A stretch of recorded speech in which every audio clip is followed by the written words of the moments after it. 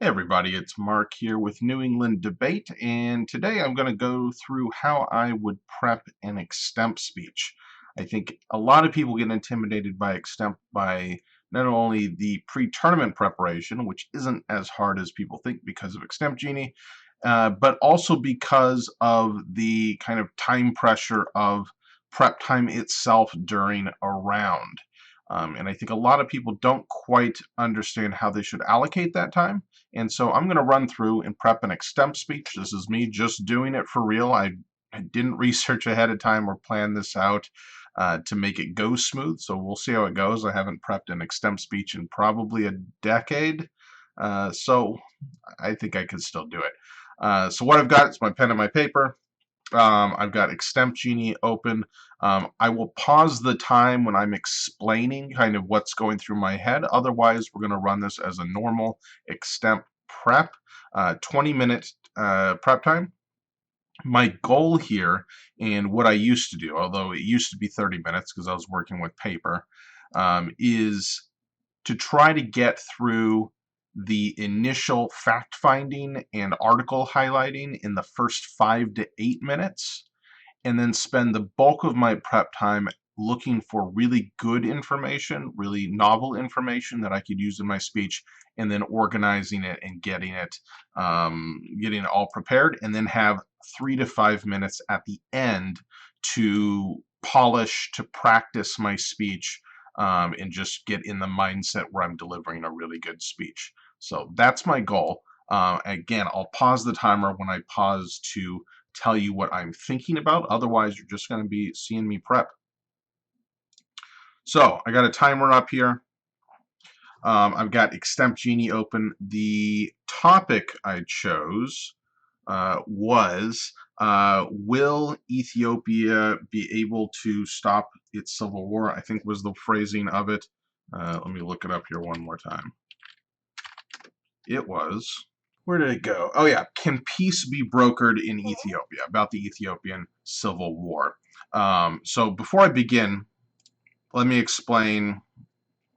I chose this topic because I know a tiny bit about this, but I don't really know anything about the topic. I'm not going in completely blind.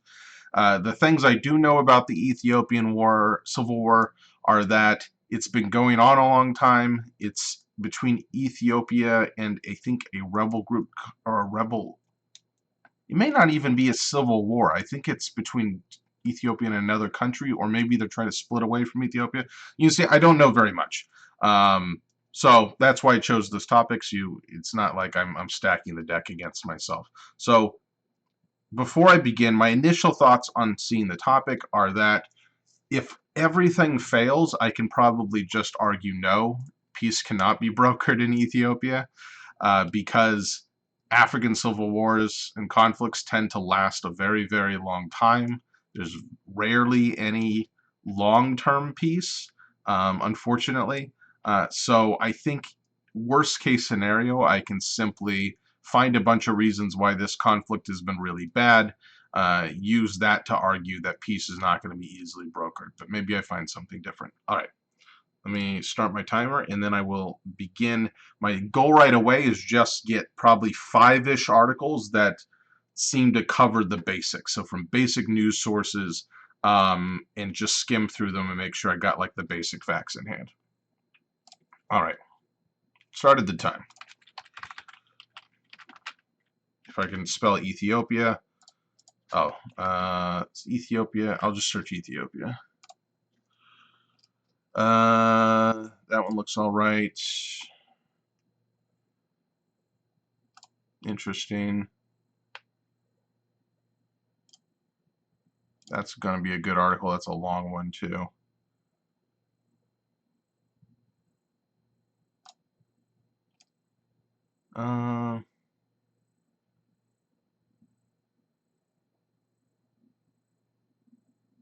That's probably nothing.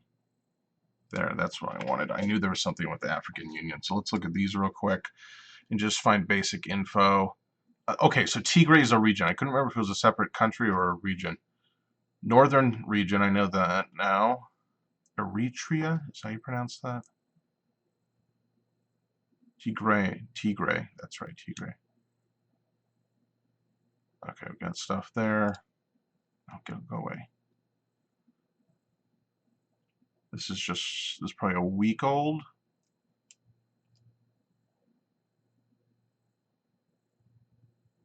Highlight. Oops, highlight that.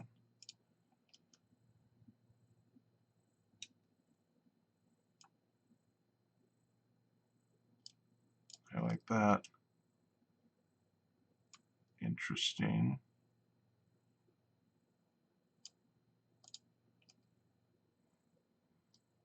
It gives me stuff about what's happening now, but not a lot of background, which I would like. Okay, so it looks like there's this Tigrayan rebel faction, I assume, in a northern province in Ethiopia, Eritrea, I hope I'm pronouncing that correctly, is kind of butting into it. Huh.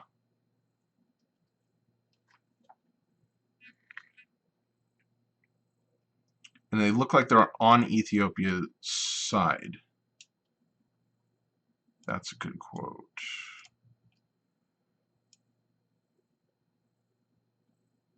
That's a good quote. All right.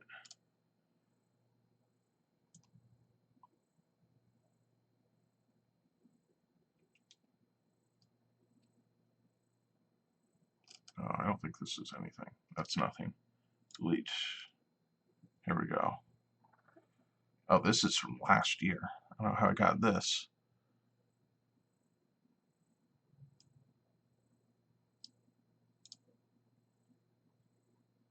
Here we go.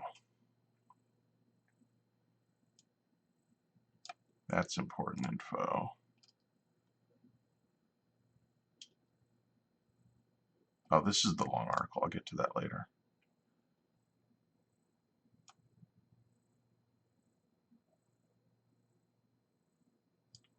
Whose press secretary is that? Firsts are important.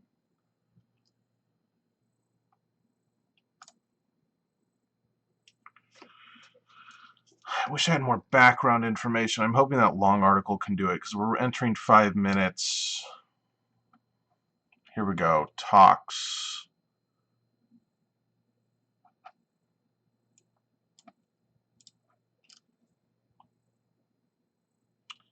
I really want background. Here we go.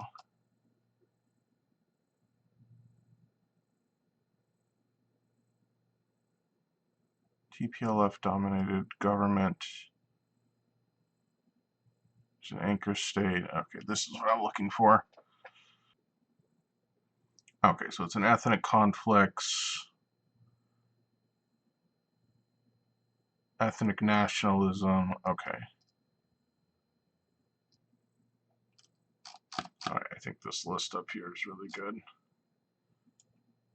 Probably going to use that as the emphasis in my speech. So I'm nearly halfway done, so I need to start writing out some kind of opener slash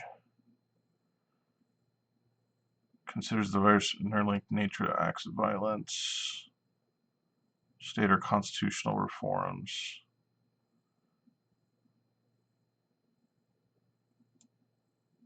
Yeah, I like all that. That's going to be the key. Okay. We've got, so basic outline here. Can peace be brokered? I will say probably theoretically possible, but not realistic. So the answer will be not in any reasonable short term. No, not in short term. How do I structure this? So my arguments are basically it's ethnic nationalism. It's an ethnic conflict, so it's extremely deep-rooted and complex. That's probably my last point. Another point's going to be the talks breaking down. In the first point is going to be that the West doesn't seem to really understand what's happening. Okay. So point one will be complex conflict. So we've got Tigray. I think that's how that's pronounced. So in Tigray region slash the TPLF, People Liberation Front, which I assume are more liberal. No, it says ethnic based. Started in 2018. We've got Eritrean butting in. And then where was that card? What was that bit about? We didn't even know what was happening for months. All right, so that's going to be All Africa, September.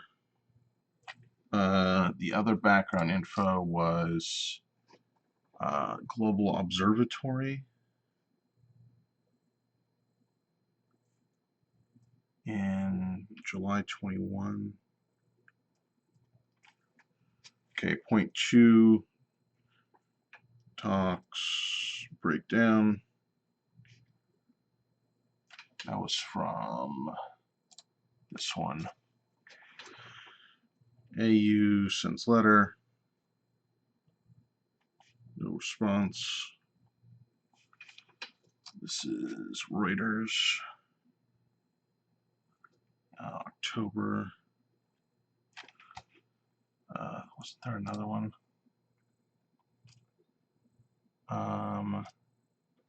Oh, lack of sanctions. No sanctions. US, UN, or AU?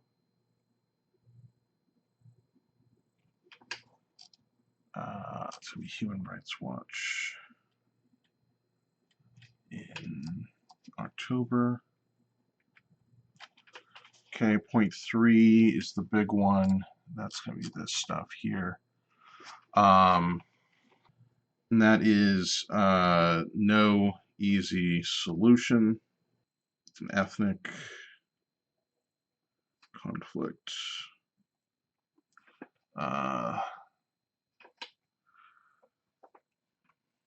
Hierarchy of ethnic regions. That's super interesting. South versus native.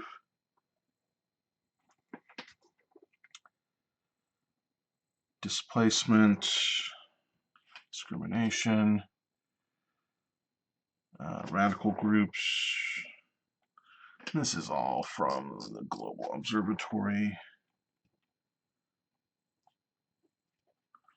And we know that one is July 21. There was one other bit. We have 6 minutes. There's something. Yeah, here we go. What should be done has to be resolved from within. Or I guess I guess you could argue it has to be resolved when there's like a political will within. Is there anything else in here that I found that I did not go through? So we had time. Yeah, we could go back to these talks. That's basically, it's just like an ethnic factional conflict. All right. Anything else in this article? We'll quote this person. Woldelays in 21 in Norway. That's their opinion. So I have 4 minutes. Let's run through this. I need an opener. So obviously, the opener's got to do something with like healing from within. We could obviously run parallels to the U.S. Civil War. Um, I'm not great at openings. I'll probably settle on something pretty basic.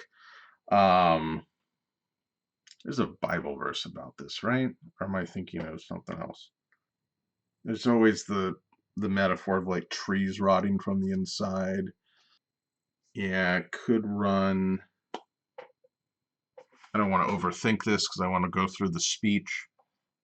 Let's just open and close with the idea that if you don't want to be helped, then you're not going to allow yourself to be helped. Now, no, we'll talk about institutions, right? So we can open with the parallel of the U.S. Civil War, right? That's more or less an ethnic conflict in some ways, or at least there's ethnic resentment afterwards, certainly. And one of the remarkable things isn't necessarily that the North wins the Civil War, but that the U.S. manages to stay together as a nation despite everything that happens post-Civil War. And obviously, there's lots of important conflicts, but I think you can open with the idea that the U.S. has strong institutions that allowed it to stay together, right? Even though there's a civil war, there's still peaceful transfers of power. The institutions hold up, and then there's slow progress over time to try to resolve these ethnic racial conflicts that linger. But if you don't have the strength of those institutions and the Civil War doesn't get resolved, then it's a very sticky situation indeed. I think I start with that and end with something about, right, if there's going to be peace, both sides need to actually give something up. That's part of what negotiations are about, but it's probably not going to happen. So with that said, the answer is that no, we don't see any chance of brokering peace in the short term. However, it could happen in the long term. We've got point one, that the conflict is complex.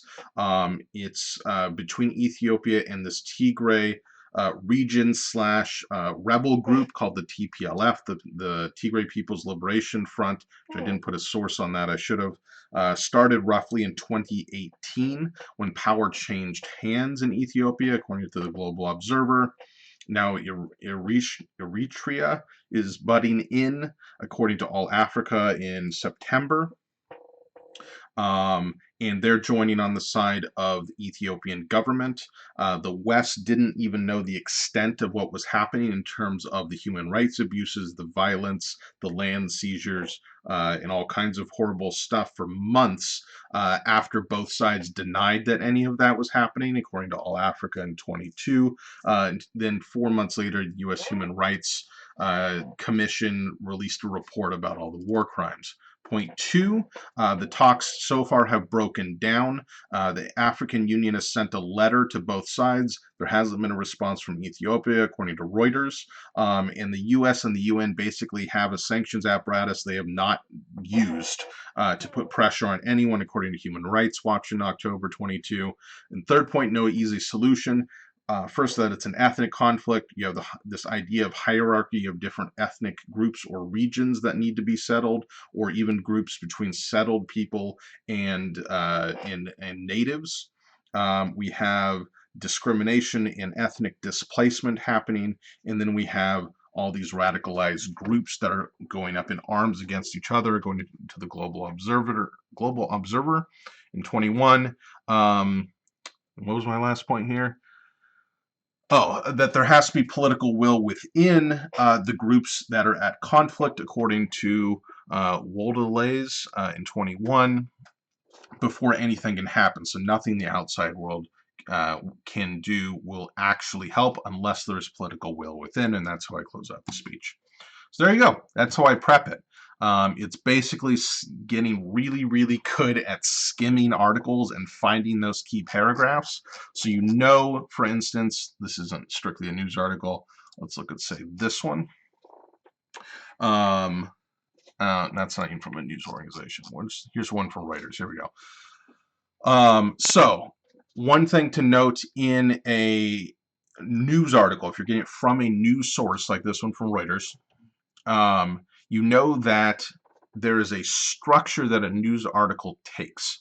And so the most immediate, basic, distilled information is in the title. That information will be expanded upon in the first sentence, which is called the lead. So if you've heard the phrase burying the lead, that's a faux pas in news writing because it means what is the key information for this article, and that needs to be the first sentence. If you don't do that, you've buried it, which is something you're not supposed to do. So then we get an expansion, right? African Union invites Ethiopia's warring parties to peace talks. Get it expanded to African Union has invited Ethiopia's government and rival Tigray forces to peace talks in South Africa, according to a letter seen by Reuters. So we get the same information just with more details. And then they will expand on that information. And then I always like to scroll towards the bottom half of the article because that's going to, you know, that basically the first half of the article is just going to expand and flesh out little details on what the main topic of the article is, but you might get juicy stuff later on, which is why you'll see, I think, if you go back and watch how I look at these articles, I very briefly skim, get the main info for the top half of the article, and then I'm always going to the bottom half to try to get that kind of juicy stuff, quotations from people, and the stuff that's not going to be repeated throughout all the articles beyond the basic information. And then it's helpful to find an article like this uh, that's from not necessarily a news source that's going to have, is going to have more detailed analysis. So I've never used the Global Observatory before. It's part of Extemp Genie. But if I hadn't found this right away, and you can tell that it's an editorial that's going to have that analysis because of the title. Why international pressure is not helping end violence in Ethiopia. If it was a Reuters article, it would say international pressure is not helping, or rather, it would probably be about one specific instance of international pressure not doing anything. So if I didn't have this, I probably would have gone back to the search and cranked this up to like 800 words. Search again, and now I know I'm getting longer articles, which are going to be more likely to be these kind of opinion editorial type articles that might have deeper analysis. So here's one right here I might have clicked on from Heritage. Then we get a big old 5,000 word article on from the Heritage Foundation, which seems intimidating, but all you really need are one or two of these, and they can basically write out the Extemp speech for you, because they're basically doing the same thing in these articles that you're trying to do in Extemp speeches. They're analyzing stuff and they're giving answers to questions about what should happen, what will happen. They're not just listing out the facts of the matter like a news article would. So both are required for an Extemp speech, or both are helpful for an Extemp speech, but definitely make sure you're not just looking at news articles, or else you're going to miss out on the analysis. Now, of course, as you learn more about conflicts and as you learn more about things maybe you're super interested in and you study them, you can just do that analysis yourself because you know the background. But for an instance like this, where I don't really know anything about what's happening in Ethiopia, other than that there was a civil war, having someone who's done the analysis that I can quote makes the speech work. In the end, I think this is a decent Extemp speech for me. I would expect, I don't know, if I was giving this probably second, third place-ish, probably not taking first place in the room, depends on the room. It's not super exciting, it's not super spicy, but at least I have some analysis about the internal versus external pressures, which is interesting, but not the best Extemp speech ever. And that's fine, because I didn't know anything about the topic. If this is the question I had to take, I'm fine with getting an Extemp speech out that kind of covers it and has some analysis on it. There you go. That is how I prep an Extemp speech. Hopefully that was helpful to you in terms of keeping an eye on the time, in terms of how to read news articles, or rather skim news articles, and then what kind of articles you're looking for to get an Extemp speech, especially in a situation like this where you don't know a whole lot about the topic. Again, I'm Mark with New England Debate. I'm actually doing an Extemp class of sorts that you can still sign up for through either New England Debate or Lasting Impact. We're going in conjunction with them. I call it the Extemp roundtable. And what we're going to be doing is meeting weekly and then having a very, very quick, dense discussion about things that are happening in the world. So every person each week will be required to speak on a topic for 2 minutes. That's it. You just need to give an overview of what is happening, and then we'll discuss it for a few minutes, and then we'll move on to the next topic. I think it'll be super, super helpful. It's trying to emulate what I used to do back in the day, where we would meet up to file. So we don't actually physically file anymore because we use Extemp Genie, which is awesome.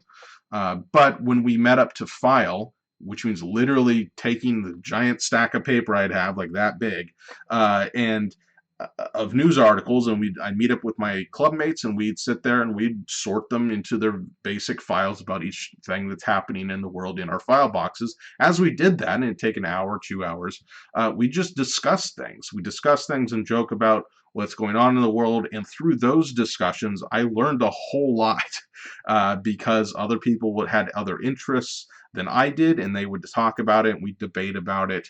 And so the idea is to replicate that kind of thing where you're just chatting about the news. And as you do that week over week, you get this kind of base knowledge that will help you in Extemp. So for that, go to newenglanddebate.com or to lastingimpact.info or net. I cannot remember. Net, I think. Either site will take you to where you can sign up for the Extemp roundtable. I think it's going to be really, really good and super helpful if you're doing Extemp. Thanks for watching. Bye.